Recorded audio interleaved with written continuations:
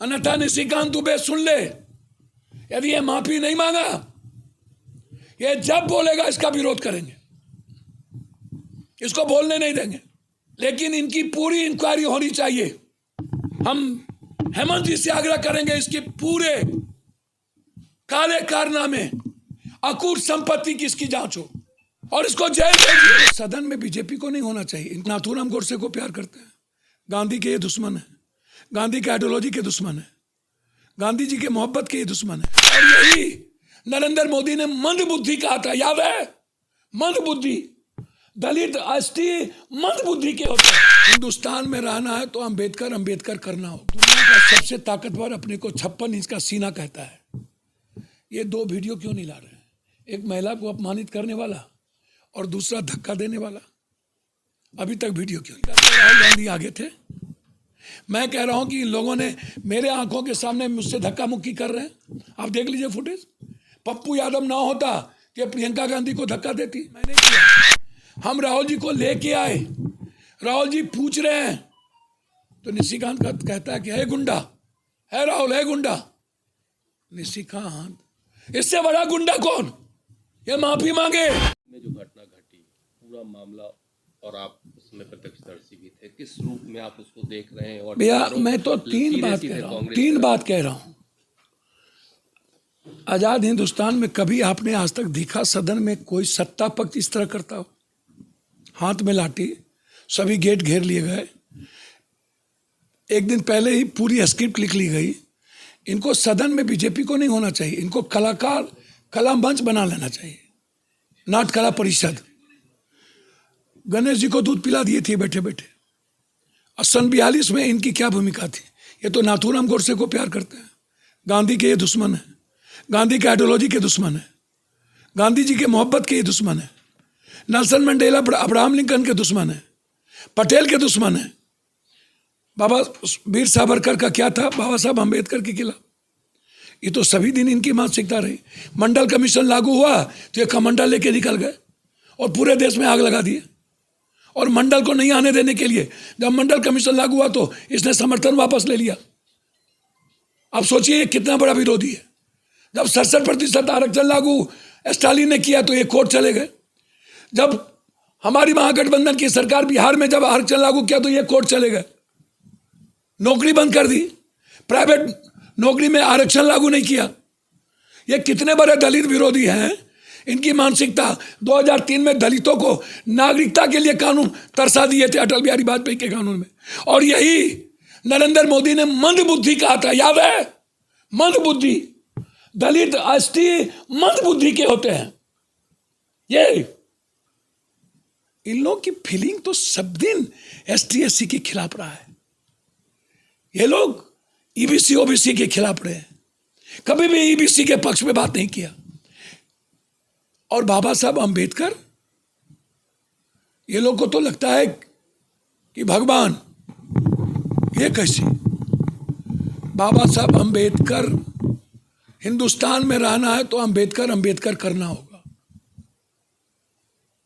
हिंदुस्तान में रहना है तो अंबेडकर को महापुरुष के रूप में, जिन्होंने सभी जाति धर्म वर्गों के लिए जिया और सबके न्याय के लिए जिया। संविधान ने हमें आर्थिक आजादी दी, संविधान ने राजनीतिक आजादी दी, संविधान ने हमें सामाजिक आजादी दी, संविधान ने हमें शैक्षणिक आजादी दी। भगवान हमें जिंदगी देता है लेकिन संविधान हमें जन्नत देता है। संविधान हमारे भारत को विश्व में आवाज दिया, लड़ने की हिम्मत दी, वो है बाबा साहब अंबेडकर। संविधान हमें वसुधैव कुटुंबकम दिया, संविधान हमें सर्वधर्म संभव दिया, संविधान हमें सार्वभौमिकता दी, संविधान हमें जिसकी जितनी जनसंख्या उतनी भागीदारी, पिछड़ा पावे 100 में 60।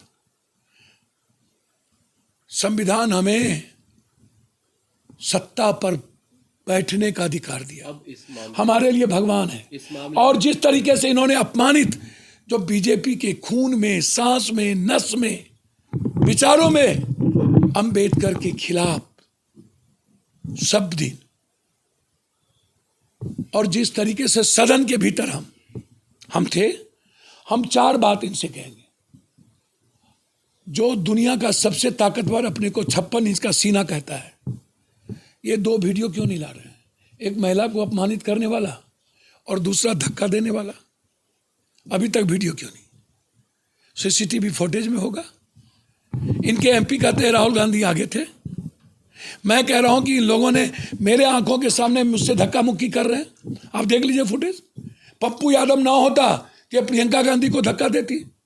इन्होंने सीपीएम के एमएलए को धक्का दिया, एमपी को।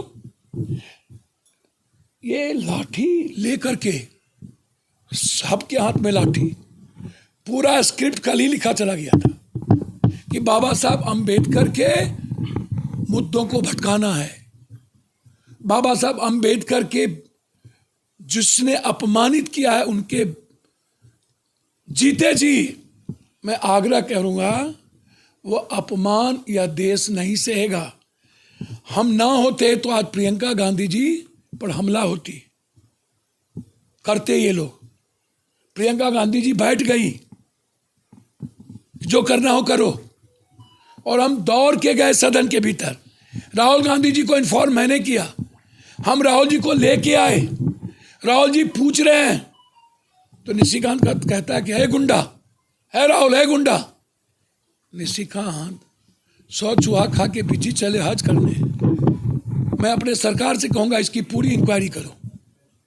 कितने जमीन, इनका डिग्री, शादी किससे किया है, इनकी डिग्री किससे है, इनका क्या चरित्र क्या है, इनका कैरेक्टर क्या है। मैं सदन था और सांसद थे, मैं व्यक्तिगत तौर पर सम्मान करता हूं, लेकिन जितनी चोरी इसने की है देवघर में, जितने हड़प लिए मेडिकल कॉलेज, इसकी पूरी इंक्वायरी हो। क्वेश्चन में पैसा यही खाता है, मेडिकल कॉलेज यही हड़प लिया, सारा जमीन यही हड़पा है, डिग्री फॉल्स इसी की है, घर को भी नहीं छोड़ा बक्सा, दलाली यही करते हैं। इससे बड़ा गुंडा कौन? ये माफी मांगे,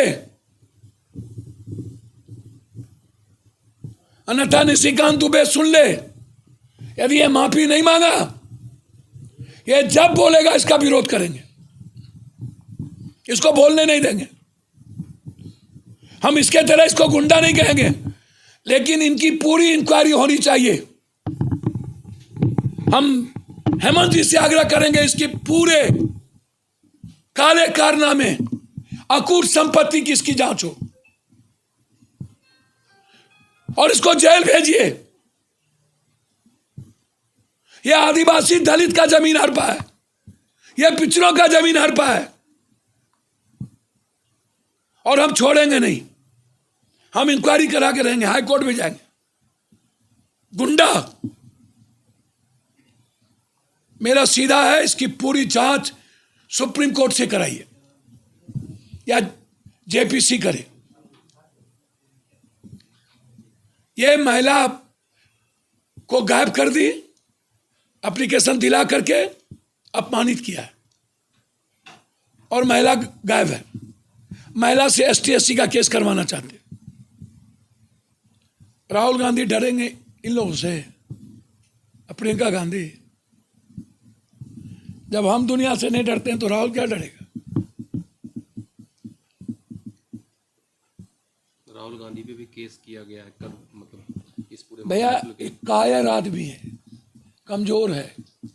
राहुल गांधी से डरता है, प्रियंका गांधी से थर थर कांपता है। समझे? ये लोग नाथूराम गोडसे के रास्ते चलता है। ये लोग मनु स्मृति को जिंदा करना चाहता है और बाबा साहब अंबेडकर के विचार और संविधान को खत्म करना चाहता है।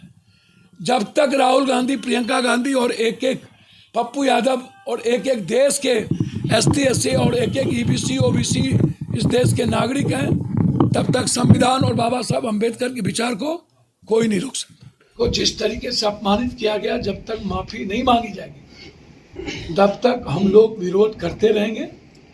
सदन के भीतर क्या स्टैंड होगा ये तो हमारे नेता लेंगे, लेकिन विरोध को कमजोर नहीं होने देंगे। जनता के बीच ले जाएंगे और बताएंगे कि आजादी के पहले से लेकर आज तक इनकी मानसिकता अंबेडकरवादी, गांधीवादी, सुभाषवादी, पटेलवादी, नेहरूवादी, शास्त्रीवादी, भगतवादी नहीं है। ये नाथूराम गोडसेवादी हैं और ये एसटी की आजादी, उसकी राजनीतिक आर्थिक आजादी, उसकी सामाजिक आजादी, उसकी शैक्षणिक आजादी छीनना चाहते हैं।